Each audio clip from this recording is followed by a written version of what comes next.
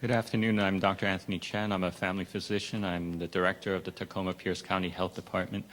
I have two requests, one of which you've addressed, and it's heartening to me how supportive you are in speaking towards healthcare reform, because as you know, the AMA in the past has been very conflicted about that, and if our state medical associations and reflection, there continues to be conflict within our membership on support of the healthcare reform, but I'm glad to hear that there is significant leadership on that.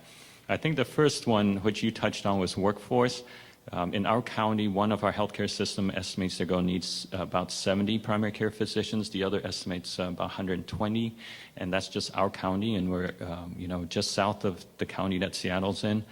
And this is going to require significant, difficult conversations within the medical community about issues about reimbursement, RVUs, how medical schools are reimbursed, and who is doing the teaching in medical schools. So I really would encourage the AMA to address that just the same way as they've addressed the conflicts around healthcare reform, because it is going to be a very difficult fight to shift that whole approach towards training primary care physicians in our country.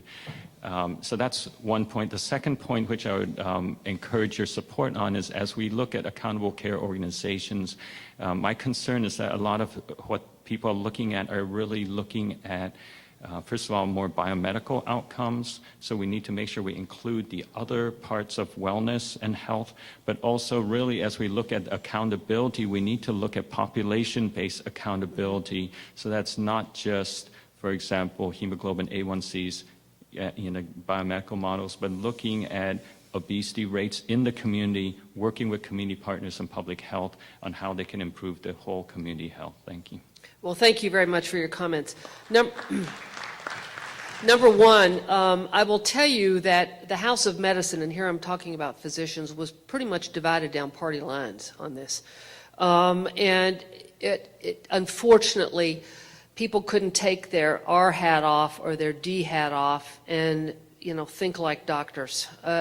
For me, which was a struggle, because what we were talking about was something much bigger than Republican politics or Democratic politics. But I will tell you, the House of Medicine fell right down political lines. The Dems supported it, the R's didn't. Some of them we could pull over to the right, the correct side, depending on your point of view. And I think that as we move forward, I think that we're hopefully going to get to a different place. And let me give you an example of this. I was recently in South Carolina, a very conservative place, and I was, I had to wear a flak jacket going in.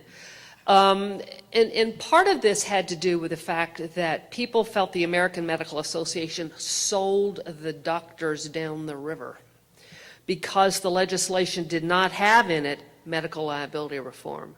It did not have Medicare payment reform in it. And those were the big issues. Well, we've already been talking about medical liability reform for 20 years, and previous administrations, Republican, had done nothing about it. So I think you can't hold that against the AMA. Secondly, SGR, from the political process and having been in the rooms when this stuff is being discussed, until you've seen how the sausage is made, you shouldn't be throwing mud at the people trying to change the way the sausage is made. And it's very difficult. And the members of Congress decided what they were going to do.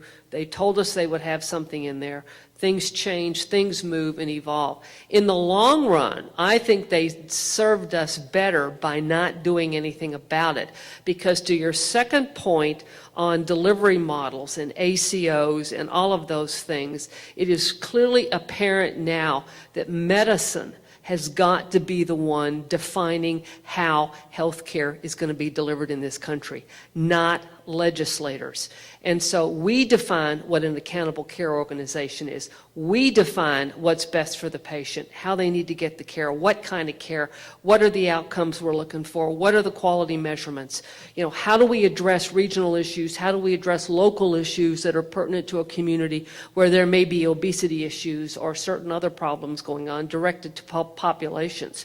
So I think delivery reform and payment reform go hand in hand, and the AMA has positioned itself now with a huge task of working with thought leaders throughout the country, putting together a think tank, bringing together the experts to help us do that, so we then go back to Congress and say, and to the House of Delegates of the AMA, here's the best policy, here's the way to get this done, and maybe we'll get it right this time. Because I think had Congress been left to their own devices, they weren't going to do it any better anyhow. So I think they may have done us a huge favor in the long run. More painful perhaps on the front end, but long-term better for medicine, for physicians and patients and the AMA.